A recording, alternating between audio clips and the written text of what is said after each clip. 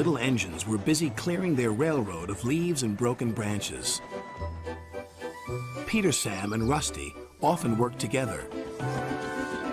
One day, Rusty helped Peter Sam to a water tower.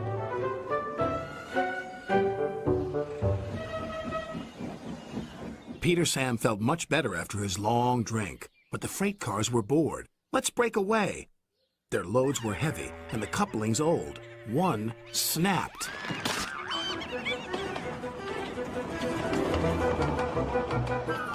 Faster, faster, shouted the freight cars. A sign read slow steep bends and ravine ahead, but the silly cars never saw it.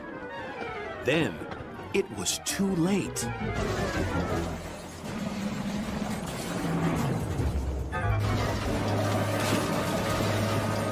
Peter Sam arrived at the scene of the disaster. His driver sighed. This was our fault. We didn't secure them properly. We'll have to get help to pull them out.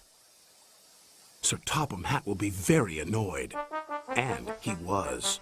You will work in the yards until I can trust you again. Duncan was delighted with Peter Sam's dilemma. Fancy not securing your freight cars on a hill. They'll come back to spook you and your special funnel. Woo! And who's to say you're not afraid of ghosts? Snapped Rusty. Ghosts? Things that go bump in the night? Rubbish! Well, I'll tell you a story that will make your funnel quiver, Rusty said. A long time ago, a little engine was returning home. It was a misty, moonlit night. Suddenly, the engine lost control and plunged over the side into the swamps below.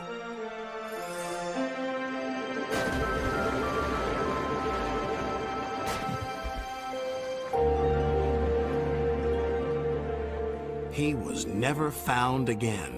But many a workman will tell you that when the moon is full, they have seen the little engine trying to get home.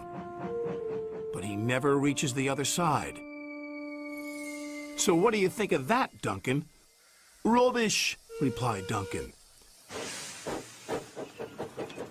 Never mind him, Peter Sam. He'd be frightened if he really saw a ghost. This gave Peter Sam's driver an idea. Let's play a trick on Duncan.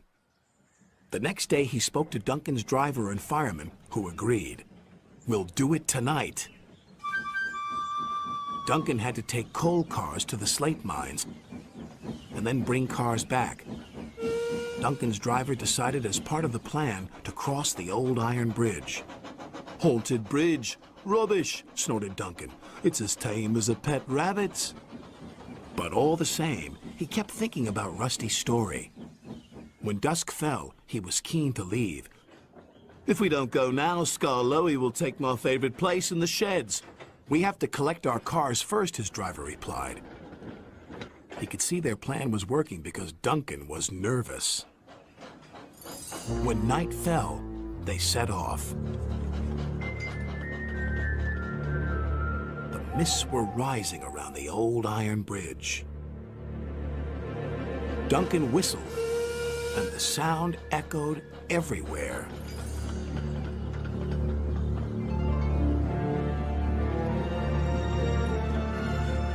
Then, ahead, he saw flickering lights.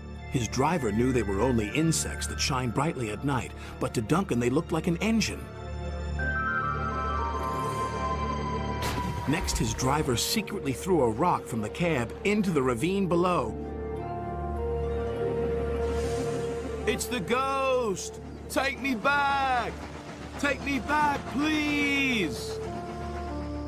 When Duncan reached the safety of his shed, he closed his eyes tightly. Spooked, are you, Duncan? Laughed his driver. No, I'm asleep. And Duncan refused to open his eyes. He did, though, when he thought his driver wasn't looking, just to make sure that he was still there.